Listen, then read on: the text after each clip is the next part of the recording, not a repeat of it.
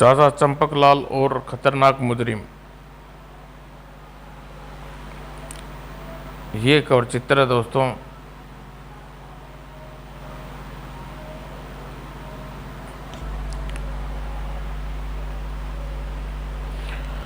हत्या, लूटपाट, आगजनी, अपहरण, कई घटनाओं के कारण आजकल शहर में भय, आतंक वातावरण फैला बना हुआ था। इन सब घटनाओं के पीछे ब्लैक किंग का हाथ बताया जा रहा था। हर भयभीत लोगों की जुबान पर इन्हीं घटनाओं का चर्चा थी। समझ में नहीं आता आखिर ब्लैक किंग चाहता क्या है, क्यों इस वह शहर में आतंक फैला रहा है। लगता है वह इस में अपना कोई खास मकसद हल करना चाहता है। पुलिस भी तो निकम्मी हो गई है, वह अभी तक ब्लैक किंग को एक आदमी को भी नहीं पकड़ सकी है।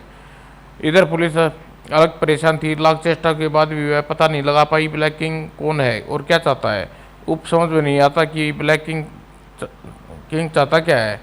आखिर पुलिस के उच्च अधिकारी में एक मीटिंग हुई और पुलिस कमिश्नर रमेश नागर ने मीटिंग की अध्यक्षता की और मीटिंग में कहा, आप जैसे सब जानते हैं कुछ दिनों से शहर में हत्या, लूटपाट, आगजनी के साथ अपहरण की कई घटनाएं घट चुकी हैं, लेकिन पुलिस अभी तक की पता नहीं लगा सकी इन घटनाओं के जिम्मेवार ब्लैक किंग कौन है, क्या चाहता है।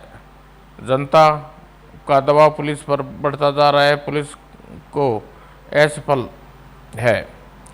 तभी डीएसपी सुरेश वर्मा खड़े होकर पूछा, अब आप बताइए सर, हमें क्या करना चाहिए। इसलिए तो ये मीटिंग हुई है कि सभी लोग अपने अपने विचार व्यक्त करें, कोई सार्थक कदम उठाया जा सके। काफ़ी विचार विमर्श करने के बाद तय किया गया इंस्पेक्टर राघवन को इस केस पर नियुक्त किया जाए। तो इंस्पेक्टर राघवन, तुम्हें इस केस पर नियुक्त किया जाता है। उम्मीद है कि तुम सबकी उम्मीद पर खरे उतरोगे। मैं आप सबकी उम्मीदों पर पूरा करने की पूरी कोशिश करूंगा सर। हमें तुमसे यही उम्मीद थी। Thank you sir. और फिर मीटिंग समाप्त हो गई। मैं अपने ऑफिस में पहुंचकर इंस्पेक्टर राघवन दत्त सोचने लगा, ब्लैक किंग को पकड़ने के लिए क्या करना चाहिए। एकाएक उसे चाचा चंपकलाल का स्मरण हुआ आया। अरे चाचा चाचा जी को तो मैं भूल ही गया था, मुझे सब उससे मिलना चाहिए। निश्चिंत ही वे केस के सिलसिले में मुझे सहायता कर सकते हैं। सोचकर राघवन दत्त उठ खड़ा हुआ और वह अपनी मोटरसाइकिल पर चल पड़ा। चाचा चंपकलाल से मिलने जिस समय वह घर पर पहुंचा था, उस समय चाचा चंपकलाल अपनी नई असिस्टेंट मिस शिल्पा शिपादित्य दीप से बातें कर रहे थे। तुम्हारा क्या ख्याल है, यह ब्लैक किंग क्या चाहता है। गुड विचार दुरुस्त है। मेरा ख्याल है विभिन्न घटनाओं को अंजाम देकर ब्लैक किंग लोगों के दिलों में अपना नाम और भय बिठाना चाहता है। तभी इंस्पेक्टर राघवन ने अंदर आने की इजाज़त मांगी। आओ बैठो बैठो, थैंक यू। और इंस्पेक्टर राघवन एक कुर्सी पर बैठ गया। बोलो इंस्पेक्टर, कैसे आना हुआ, खैरियत तो है। अगर खैरियत होती तो आपके पास क्यों आता। तो क्या हुआ, आप नहीं जानते कि ब्लैक किंग ने शहर में कितना आतंक मचा रखा है। पता है, बात करने आया हूँ कि मैं चाहता हूँ कि ब्लैक किंग को पकड़ो और हमारी सहायता करें। भाई मुजरिम को पकड़ने की और सफलता का सेहरा तुम्हारे सिर पर, ये कोई बात नहीं हुई। आप पब्लिसिटी चाहते ही नहीं है, हमारी इसी बात का तो तुम लाभ उठाते हो। आप ग्रेट हैं चाचा जी। अगर आप हम बच्चों की सहायता नहीं करेंगे तो कौन करेगा। मस्का पॉलिश नहीं बच्चे, वैसे हम ब्लैक किंग को आवश्यक पकड़वाएंगे। देश के दुश्मनों को ज़्यादा दिन आज़ाद रहने नहीं देने दे सकते। थैंक यू चाचा जी, थैंक यू वेरी मच। हाँ, शहर में इतना आतंक बर्पा दो कि बच्चा बच्चा ब्लैक किंग के नाम से कांपने लगे। लोगों को रातों की नींद, दिन का चैन हराम हो जाए। लोग की जुबान पर बस एक ही नाम हो, ब्लैक किंग, ब्लैक किंग, जो आज्ञाबाज। तभी नंबर 5 ने अंदर प्रवेश किया। क्या खबर है मिनट नंबर 5, शहर में हर आपके नाम का आतंक छाया हुआ है। प्रत्येक जुबान पर बस एक ही नाम है, ब्लैक किंग, ब्लैक किंग। सभी लोग बुरी तरह भयभीत है। वेरी गुड न्यूज़, अब आएगा मज़ा। तुम लोग इसी तरह अपने कामों में लगे रहो। अगले काम के लिए ऑर्डर ब्लैक नंबर मेंबर से ले लो। एक और न्यूज़ है बस। इंस्पेक्टर राघवन इस केस पर नियुक्त कर दिया गया है और चाचा चंपकलाल की सहायता कर रहा है। नो प्रॉब्लम चाचा चंपक लाल, हम अब खतरा महसूस करेंगे तभी उसे चींटी की तरह मसल डालेंगे। उसने बात तीनों ऑफिस से बाहर निकल गई। चाचा चंपकलाल अपने ऑफिस में लगे फ़ोन की घंटी एक गनगना उठी। Hello Champaklal, this sides. चाचा मैं इंस्पेक्टर राघवन बोल रहा हूँ। सेठ ब्रजमोहन के बेटे का अपहरण हो गया है, वह आप वहाँ तुरंत पहुँचिए। मैं अभी पहुँचता हूँ, पता बोलो। ठीक है, पता सुन लिखिए। चाचा ने चंपकलाल ने पता नोट किया। उधर ब्रजमोहन के घर पर हंगामा मचा हुआ था। उसकी पत्नी रो रो के बुरा हाल था। आप भले ही कुछ कीजिए लेकिन मेरे बेटे को वापस लाइए, उसे कुछ नहीं होगा तो सच कह रही हूँ, मैं जान दे दूंगी। तभी एक पुलिस जी का रुकी, सब्र करो सोनू की माँ, कुछ नहीं होगा। हाँ, उसे कुछ नहीं होगा। और इंस्पेक्टर राघवन दत्त सहित कई कांस्टेबल जीप से उतरे और समीप आकर, आइए इंस्पेक्टर बैठिए। Thank you. अब बताइए ये सब क्या हुआ। तभी चंपकलाल तथा उसकी असिस्टेंट शिकादीप भी कार से उतर आई और अभिवादन के बाद कुर्सी पर बैठ गई। तब ब्रजमोहन ने बताया, छुट्टी के वक्त मैं जब ड्राइवर सोनू को लेकर स्कूल पहुंचा तो सोनू नहीं मिला। उसने स्कूल छान मारा, सोनू नहीं मिला। ड्राइवर ने जब हमें भी यह बात की जानकारी दी तो हमने संभावित स्थानों पर सोनू की तलाश की और जब कहीं नहीं मिला तो उसका अपहरण का शक हुआ और हम पुलिस को इस बात की सूचना दी। अगर सोनू वास्तव में अपहरण हुआ तो अपहरणकर्ताओं ने फोन आने वाला होगा। चाचा चंपकलाल का वाक्य भी खत्म भी नहीं हुआ था कि नौकर फोन हाथ में लेके, मालिक आपका फोन। सेठ ब्रजमोहन झटपट फोन रिसीव कर कानों में लगाया। हेलो सेठ ब्रजमोहन स्पीकिंग। बड़े उतावले लगते हो, क्यों? कौन है आप और क्या चाहते हैं? दो सवाल हो एक साथ। खैर, पहले सवाल का जवाब ये कि मुझे ब्लैक किंग कहते हैं और दूसरा जवाब कि हमें 1 करोड़ रुपये चाहिए। ब्लैक किंग 1 करोड़ रुपये, ये तुम क्या कह रहे हो? वो ही जो तुम सुन रहे हो।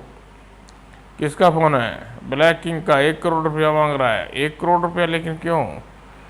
लेकिन 1 करोड़ रुपया भला तुम्हें क्यों दूंगा? वो इसलिए कि तुम्हारा बेटा सोनू मेरे पास है। हमारा सोनू तुम्हारे पास है, ये तुम क्या कह रहे हो? अगर सोनू की ज़िंदगी चाहते हो तो 1 करोड़ रुपये का इंतजाम कर रखो, वरना तो सोनू की ज़िंदगी से हाथ धो बैठोगे। तुम झूठ बोल रहे हो, सोनू तुम्हारे पास नहीं है।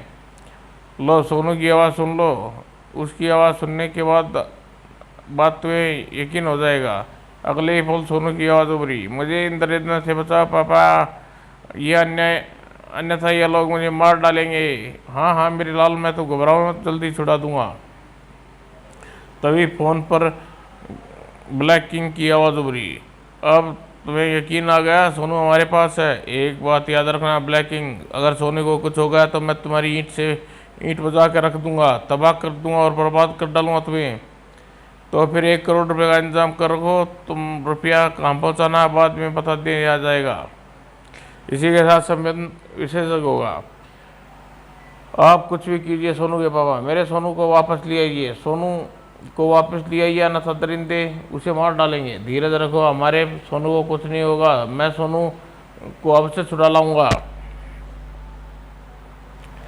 कुछ कीजिए इंस्पेक्टर साहब, मेरे सोनू को बचा लीजिए। ब्लैक किंग के दरिंदा है, दरिंदा मेरे सोनू को मार डालेगा। घबराइए नहीं सेठ जी, सोनू को कुछ नहीं होने देंगे। अब हम चलेंगे, लेकिन जैसे ही ब्लैक किंग का फ़ोन आए तो फौरन सूचित करें। उसके बाद इंस्पेक्टर राघवन पुलिस कर्मियों के साथ तथा चंपक शिखादीप के साथ वापस चल दिए उधर हेडक्वार्टर में। नहीं नहीं, तुम मुझे मत मारो, तुम्हारे आगे हाथ जोड़ता हूँ। हमें अफसोस है कि तुम्हारे पिता सेठ घनश्याम कुछ ज़्यादा ही चालाक बनने की कोशिश कर रहे हैं। हमें सबक तो सिखाना पड़ेगा। कल तुम्हारी लाश बतौर तोहफे में तुम्हारे पिता के पास भेजेंगे। उन्हें पता चलेगा कि ब्लैक किंग से चालाकी का अंजाम क्या होता है। नहीं ब्लैक किंग, तुम लक्की मेरा दोस्त है, तुम मेरे दोस्त को नहीं मार सकते। इसे तो हम मार ही रहे हैं। अगर तुम्हारे पापा ने रुपये देने से इनकार किया तो हम तुम्हें भी मार डालेंगे। कहने के साथ दाएं वो थोड़े से बंधन ढीले होते ही सोनू एक झटके के साथ स्वयं को छुड़ाया और लक्की की लाश पर गिरकर बुरी तरह रोने लगा। नहीं, नहीं हो सकता ये लक्की, लक्की ऐसा नहीं हो सकता, मुझे छोड़कर नहीं जा सकता, मुझे छोड़कर नहीं जा सकता, इसे यहाँ से ले जाओ और लक्की की लाश को मक्कार बाप के पास भेज दो। ओके। और जिस वक्त लक्की की लाश उसके घर पहुंची तो कोहराम मच गया। सोनू, तू मुझे छोड़कर नहीं जा सकता मेरे लाल, तू मुझे धोखा देकर नहीं जा सकता। पुलिस को फोन कर दिया गया। मैं तुझे जिंदा नहीं छोड़ूंगा ब्लैक किंग, मैं तेरा खून पी जाऊंगा, तुझे नसो नाबूद कर डालूंगा, मुझे बर्दाश्त, मैं तुझे बर्बाद करके रख दूंगा। चंपकलाल ने दीपशिखा, इंस्पेक्टर राघवन तथा पुलिस कर्मियों सहित बहुत से लोग पहुंचे गए। चंपकलाल ने पत्थर पड़ रहे थे। ब्लैक किंग ने उसकी लाश सेठ घनश्याम के को भेजा था। सेठ घनश्याम, तूने पुलिस को भेजकर अपनी मक्कारी का सबूत दे दिया। तुम्हारी मक्कारी का सबक देने के लिए तुम्हारे प्यारे बेटे की लाश हम तुम्हारे पास भेज रहे हैं। उम्मीद है सबक तुम्हारी तथा अन्य की आंखें खोल जाएगी। ब्लैक किंग, पत्थर पड़कर चाहता चंपकलाल क्रोधित हो उठे। ब्लैक किंग, तुम्हारी दरिंदगी की हद से बढ़ती जा रही है। अब तुम्हें ज़्यादा दिन आज़ाद नहीं रहने दे सकता। सीधी तुम्हारी हाथों में हथकड़ियाँ होंगी। वास्तव में ब्लैक किंग बहुत बेरहम है। हमें अपने बेटे की चिंता हो रही है। फिर भी ब्लैक किंग, उसे भी घबराइए मत सेठ जी, घबराइए मत। ईश्वर ने चाहा था कि बेटे को कुछ नहीं होगा। ईश्वर करे कि कुछ भी न हो सके, चाहे मेरी सारी दौलत क्यों न चल जाए, हम अपने बेटे को कुछ नहीं होने देंगे। और हेडक्वार्टर में ब्लैक किंग अपने बिजी कक्ष में बैठा था। अचानक वो लगता है मदाम का बात करना चाहती हैं। ब्लैक किंग ने फ़ोन उठाया। Black king speaking. हम ब्लैक किंग क्वीन बोल रहे हैं, ब्लैक क्वीन बोल रहे हैं। ब्लैक क्वीन की आवाज़ सुनकर ब्लैक किंग सतर्क होकर बैठ गया। मदाम, क्या हुक्म है मदाम? काम ठीक तरह से चल रहा है ना? जी हाँ, लोग के दिलों में हमारा आतंक पूरी तरह व्याप्त है, इसकी जुबान पर हमारा ही नाम है। Very good. मेरी समझ में नहीं आया मदाम कि लोग के दिलों में आतंक फैलाकर आप कौन सा मकसद पूरा करना चाहती है? Black king. ब्लैक क्वीन के गुर्राट सुनकर ब्लैक किंग बुरी तरह सहम गया। अपने काम से मतलब रखो ब्लैक किंग, वही करो जो तुमसे करने के लिए कहा जाए, हाथ से आगे बढ़ने की कोशिश मत करो। जी मदाम। और जो काम तुम्हें सौंपा गया है उसे बेखूबी निभाओ। अपने काम का अंडर तुम्हें बाद में दे दिया जाएगा। जो आ गया मैडम। और फिर संबंध विच्छेद हो गया। पता नहीं मदाम ब्लैक क्वीन कौन है और लोग के दिलों में ब्लैक किंग का भय व्याप्त है। वे ये नहीं जानते कि ब्लैक किंग भी कोई माँ भी है। उधर चाचा चंपकलाल ऑफिस में फ़ोन की घंटी गनगना रही थी। देखो किसका फ़ोन है। और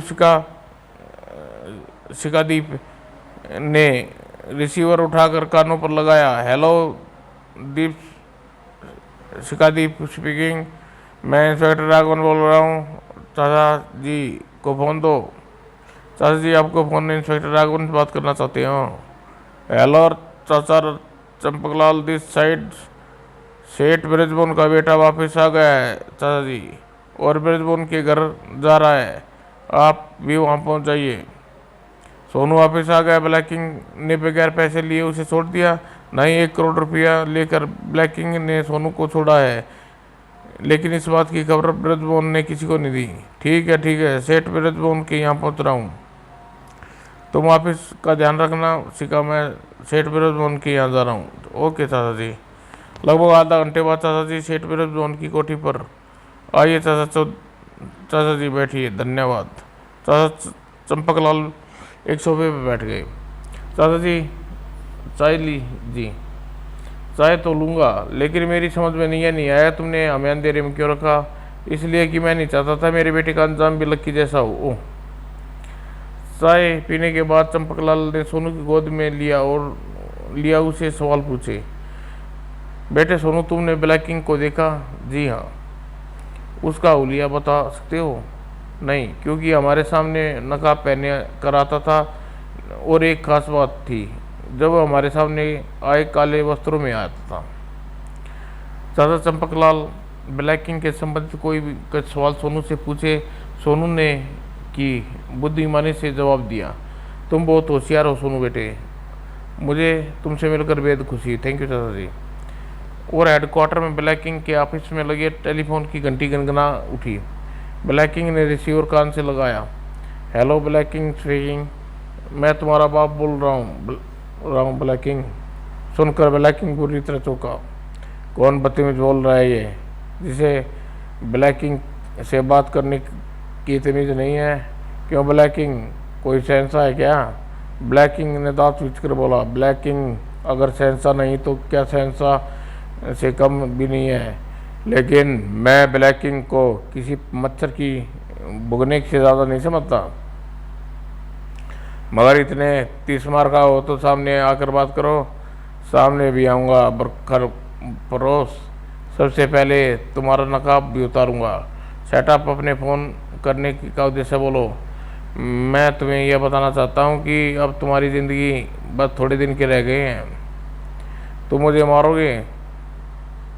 हाँ, मैं मारूंगा तुझे। हाँ, मूर्ख, अच्छे ख्वाब देख लेते हो। अगर तुम खुशकिस्मती में रहना चाहते हो तो रहो, लेकिन तेरे गुनाह की सज़ा देने के लिए मैं सिर दाऊँगा। इसी के साथ संबंध विशेष हो गया। पता नहीं ये कौन दुश्मन पैदा हो गया, क्या चाहता है। और ब्लैक किंग ने इंटरकॉम पर, ब्लैक मेंबर फ़ौरन हमारे पास आओ। उधर जब कैमरे में जयकाल और रानी ताश खेल रहे थे तो नंबर 5 वहाँ पहुँचा। ब्लैक किंग ने यह बम भिजवाया है जयबाग। उसने यह भी कहा है कि बम कांड की सफलता के बाद तुम्हें अपने गैंग में शामिल कर लिया जाएगा। यानी बॉस ने हम दोनों से खुश है, बहुत खुश है, और हमारे गैंग में शामिल होने का तुम लोगों के पास सुनहरी मौका है। चिंता मत करो, इस कार्य में हम बखूबी इंजाम देंगे। ठीक है, इसके बाद तुम्हें हेडक्वार्टर में ले चलूँगा। तुम काम हुआ समझो। कल हेडक्वार्टर ले जाने के लिए तुम अवश्य आना। ठीक है, बेस्ट ऑफ लक। काम की सफलता के बाद आऊँगा। और नंबर 5 के जाने के बाद मज़ा आ गया। ब्लैक किंग हमसे खुश है, शेर दी हम उसके गैंग में शामिल हो जाएंगे। वे सब लोग जब हम अपना काम सफल कर लेंगे। काम तो हुआ समझो, कौन सा बड़ा मुश्किल है काम है हमारे लिए।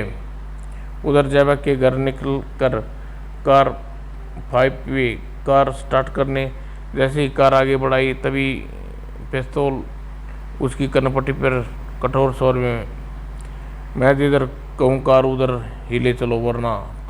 कौन हो तुम? मुझे चाचा चंपकलाल। चाचा तुम बगैर चालाकी दिखाए कार को मेरे घर ले चलो, अन्यथा सिर में की गोली आर पार हो जाएगी। साथ ही उसने अपने घर का पता बता दिया। चाचा चंपकलाल के भयभीत होकर कार सीधा चंपकलाल के घर ले गया। शाबाश, अच्छे बच्चों की तरह कार से उतर कर अंदर चलो। और चाचा चंपकलाल उसे टार्चर रूम में ले गया। बैठ मेरे लाल। और 5 खामोशी से चेयर पर बैठ गया। ये बताओ, मेरे सवालों के जवाब दोगे या टार्चर का सहारा लेना पड़ेगा? क्या जानना चाहते हो? चंपकलाल ने सवाल दोहराए। मुझे इन सवालों का एक भी जवाब नहीं पता। यानी बगैर टार्चर की बात नहीं बनेगी। और चाचा ने टार्चर चेयर पर बैठा देगा। अब बोलो, तुम्हारा नाम क्या है और ब्लैक किंग गैंग में तुम्हारा नंबर क्या है? मुझे नहीं मालूम। अगले ही पल कमरे में 5 की चीखें गूंजने लगी। देखता हूँ कब तक जुबान नहीं खोलते। आखिरी मार से आगे टूट ही पड़ा। बस करो, बताता हूँ। यह हुई बात। उसके बाद 5 ने चाचा चंपक लाल के सवालों के जवाब देने लगा। शाबाश, चलो अब तुम्हारे जख्मों की मरहम पट्टी। और चाचा ने दूसरे कमरे में ले गया। जैबक के साथ रानी भी तैयार होते हुए बाहर निकले। तभी हैंड्स अप जैबक, you are under arrest. Black king gang में शामिल होने के तुम इच्छा अधूरी रह गई। बच्चे चलो अब तो मेरी हवालात में सैर करो। सिपाही को गिरफ्तार कर लो दोनों को। Okay sir. और जयपक और रानी को गिरफ्तार कर लिया गया और जयपक ने तलाशी में चंपकलाल ने बम बाहर निकाल लिया। ओह, यह तो शक्तिशाली बम है। इसे नई दिल्ली के रेलवे स्टेशन पर रखकर हजारों लोगों को मारने की तमन्ना थी ब्लैक किंग की। आज के बाद उसका कोई भी गलत मंसूबा नहीं पूरा होगा और सिर्फ कानून के गिरफ्तार होगा उधर हेडक्वार्टर में। नहीं नहीं भाई, या तो जैबक या रामी पकड़े जाने से हमारे किसी भी मंसूबे पर पानी नहीं फिर सकता। हम कामयाब होकर रहेंगे। Black members, yes boss. Black member 5 को जुबान खोलने गैंग के नियमों का उल्लंघन किया है। उसे हवालात से निकाल कर या लाओ, उसे अपने हाथों सजा देंगे। ओके बात, सुबह तक नंबर 5 आपके सामने हुआ। अर्थात इंटरकॉम का बटन बढ़ उठा। Black king speaking. Yes Spencer, रोजी बोल रही हूँ। यहाँ नीचे हाल में कुछ गुंडे अफरा तफरी मचा रखा है। वह किसी के काबू में नहीं आ रहा। उसके लिए अपना क्या आदेश है? राजा से कहो उसे अड्डे पर हमारे सामने पेश करे। Okay sir, thank you. इतनी हिम्मत किस में पैदा होगी जो हमारे अड्डे पर घुसकर हमारी नाक के नीचे दादागिरी दिखाए? अगले 5 मिनटों में बाद गुंडा ब्लैक किंग के सामने हाजिर था। तो तुम हो गुंडे जो अपने आप को कुछ ज़्यादा ही बनकर दिखा रही है। मेरा नाम शेख है नवाब। मास्टर, मेरा नाम तमीज़ से लो और अपने आदमी से मुझ पर बंदूक के चेहरे उठा ले, क्योंकि खिलौने से मेरा कुछ नहीं बिगड़ सकते। ब्लैक किंग के आदेश पर बंदूकधारी पीछे हट गए। बैठिए मिस्टर शेख। धन्यवाद। शेख, तुम कहाँ रहते हो और क्या करते हो? शेरू का कोई निश्चित ठिकाना नहीं है मास्टर। शेरू हवा का झोंका है, कभी यहाँ कभी वहाँ, कभी काम। और रही काम की बात, तो कोई बंधा हुआ काम नहीं करता। आज़ाद रहकर अलग अलग काम करता हूँ। हमारे साथ काम करोगे? आपके साथ नहीं, आपके लिए अवश्य काम कर सकता हूँ। क्या मतलब? आपके साथ काम करूँगा तो मुझे आपके साथ बंधना पड़ेगा। आपके लिए काम करूँगा तो आज़ाद रहकर मैं अपनी मर्जी से काम कर सकूँगा। ओह, हमें मंजूर है, तो हमें मंजूर है। अगले दिन ब्लैक मेंबर ने 5 ब्लैक सामने पेश किया। जुबान खोल कर तुमने गैंग के नियम का उल्लंघन किया। M5, तुम लोग अंगूठिया हीरे इसलिए फिट कराए गए हैं कि तुम इमरजेंसी में काम, तो अगर मौत से डर गई, मुझे माफ़ कर दीजिए बॉस, मुझे गलती हो गई। तुमने पुलिस को क्या क्या बताया है? मैंने चंपकलाल को पुलिस को सिर्फ ये बताया है कि किसी के लिए घातक नहीं है। उन्हें हमारे अड्डे तक का पता नहीं चला।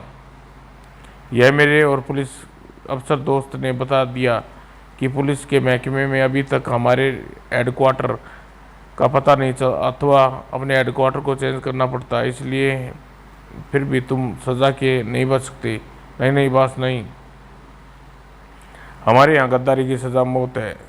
वो तुम्हें अवश्य दूंगा। माफ़ी बॉस, माफ़ी। तभी ब्लैक किंग जेब से रिवॉल्वर निकाली और धाएं। ब्लैक मेंबर्स, क्रॉस ठिकाने लगा दो। Yes boss. और चाचा चंपकलाल कमिश्नर नागर के ऑफिस में बैठे हुए गंभीर वार्तालाप कर रहे थे। ये आपने बहुत चिंताजनक बात बताई कि अगर रक्षक भक्षक बन जाए तो क्या होगा। मैंने आपको सावधान कर दिया। उस भ्रष्ट ऑफिसर को पकड़ना आपका काम है। मैं आज ही अफसरों के विरुद्ध एक्शन लूँगा। ओके, अब मैं इजाज़त चाहता हूँ। और इंस्पेक्टर ब्लैक ने ट्रांसमीटर ब्लैक क्वीन से बात कर रहा था। ये आप क्या कह रही हैं मैडम? मैं ठीक कह रही हूँ। डीएसपी सुरेश वर्मा को ख़त्म कर दो। आज उसके विरुद्ध एक्शन लिया जाने वाला है और हमारे बहुत से राज मालूम हैं। टार्चर रूम में वह जुबान खोल देगा। ओके मैडम, आज सुरेश वर्मा का काम तमाम हो जाएगा। ब्लैक क्वीन के आदेश पर 2 घंटे बाद ब्लैकिंग ऑफिस में ब्लैकिंग ने डीएसपी सुरेश वर्मा ड्रिंक कर रहे थे। अजी साहब, मैं तो तमाम उम्र आपकी खिदमत करता रहूँगा, लेकिन मुझे अफसोस है आज के बाद हमारी खिदमत नहीं कर सकोगे। क्या मतलब यह कि उच्च अधिकारियों ने तुम्हें संदेह हो गया है। यहाँ से जाते ही तुम्हारे हाथों में हथकड़ियाँ होंगी और तुम्हारे बारे में बहुत से राज मालूम हो। तुम जिंदा रहना हमारे लिए खतरनाक है। कहने के साथ ही ब्लैक किंग ने जेब से रिवॉल्वर निकाली और सुंदर पर तान दी। तुम ऐसा नहीं कर सकते ब्लैक किंग, मेरी सेवाएं और तुम ये नाम दे रह सकते सारी, तुम्हें जिंदा छोड़कर अपने गले की फांसी नहीं दिलवा सकते। इतना कहने के साथ ही अगले ही पल डीएसपी सुरेश वर्मा रक्त रंजित लाश पड़ी थी। तभी ओह, प्राइवेट फ़ोन की घंटी। इस वक्त किसका फ़ोन हो सकता है? Hello black king speaking. Suresh Verma को मार कर ये मत सोचना फांसी का फंदा तुम्हारे गले से दूर हो गया। अब तुम्हारे गले में जितना नज़दीक है नज़दीक है जितना पहले। क्या मतलब है? कौन हो तुम? तुम्हारा बाप, और तुम्हारा नकाब नोचने के लिए सिरदी तुम्हारे अड्डे पर आने वाला हूँ। आ जाओ, खुद फैसला हो जाएगा कौन किसका बाप है। ठीक है, मेरा इंतज़ार करो। और इसी के साथ संबंध विशेष हो गया। उसी दिन शाम को शेरू ब्लैकिंग वह फाइल सौंप रहा था जिसे सीक्रेट सर्विस मुख्य उड़ाने की काम उसे सौंपा गया। मैंने इस काम को सफाई से किया है कि किसी को भनक भी नहीं लगी, लेकिन अपनी असलियत छुपाने के लिए तुम सफाई नहीं दिखा सके। ब्लैक किंग की बात सुनकर शेरू बुरी तरह चौंका। तुम क्या कह रहे हो मिस्टर चंपकलाल? अब इस मेकअप की कोई ज़रूरत नहीं है। नकली फाइल भी अपने पास रखो। जब तुम्हारी हकीकत का पता चल चुका है तो ये मेकअप उतार फेंको। कहने के साथ ही उसने अपना मास्क उतार दिया, ब्लैक किंग की मेज पर लगे बटन दबा दिया और चाचा चंपकलाल की कुर्सी जंजीर जकड़ लिया। चाचा चंपकलाल ब्लैक किंग के शिकंजे में आप फंसा किसी चूहे की बाती।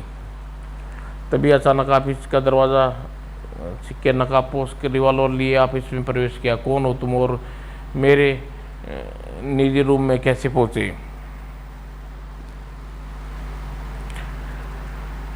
मैं तुम्हारा बाप हूँ, तुम्हारे निजी रूम में आता जाता नहीं, इसलिए यहाँ रहने या छुपने की कोई परेशानी नहीं होती। बिल्कुल, यानी कि अब से पहले तुम यहाँ छुपते रहे हो, मतलब तुम आते रहे हो। तुम यहाँ से जिंदा बचकर नहीं जाओगे। तभी नकाबपोश ने मेज पर बटन दबाया जिससे चंपकलाल की जंजीर मुक्त हो गई। तभी चाचा चंपकलाल बोला, चाचा जी, क्या आप काले राजा का नकाब उतारेंगे? ऑफ कोर्स नहीं, तुम मेरा नकाब नहीं उतारोगे। चाचा चंपकलाल ने बिजली की तेज़ी से ब्लैक किंग का नकाब खींच बैठा और सेठ जगमोहन का गिलौना चेहरा देखकर नकाबपोश विद्युत झटका लगा। आप ब्लैक किंग नहीं हो सकते। क्यों नहीं हो सकते? इसलिए कि ब्रजमोहन तुम्हारे पिता हैं। यही बात है ना सोनू? सोनू नहीं हो सकता मेरे बेटे। यह ड्रामा रचने की क्या जरूरत थी? आप से बदला लेने के लिए इसने ड्रामा रचा था। कैसा बदला? आपने इसके सामने इसके दोस्त लक्की की हत्या की और यह प्रतीक्षा कर ली थी कि आपसे बदला लेने के लिए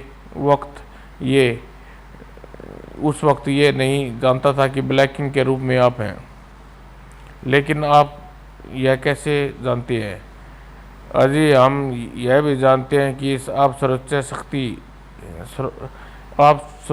शक्ति नहीं, आपकी ब्लैक क्वीन अधीन काम करती हो और हमारी टक्कर मदाम क्वीन से है।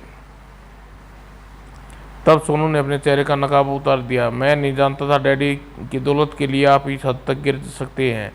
दौलत के लिए आपने कितने का खून बहाया। I hate you.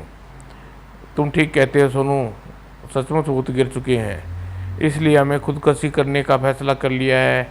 ये हमारा आखिरी सज़ा है। कहने के साथ ही ब्रिजमोहन ने रिवॉल्वर कनपट्टी पर लगाई और ट्रिगर दबा दिया। गोली लगते ही ब्रिजमोहन कटे कटे हुए पेड़ जैसे फर्श पर गिर पड़े। डैडी, आपने क्या किया डैडी? बेटे, हमारी सज़ा थी, इस बात का दुख मत करो। मुजरिम को ऐसा अंजाम होता है। अच्छा बेटे, जा रहे हैं, हो सके तो हमें माफ़ कर देना, अलविदा। इसी के साथ ब्रिजमोहन ने गर्दन एक तरफ लुढ़क गई। सोनू ब्रिजमोहन की लाश लिपट कर बुरी तरह रोने लगा। तसल्ली रखो बेटे, धीरज से काम लो, शायद ईश्वर को यही मर्जी है। और तभी इंस्पेक्टर राघवन तथा अन्य उच्चाधिकारी वहाँ प्रवेश किया और सेठ ब्रिजमोहन की लाश देखकर अधिकारी सख्ती में थे।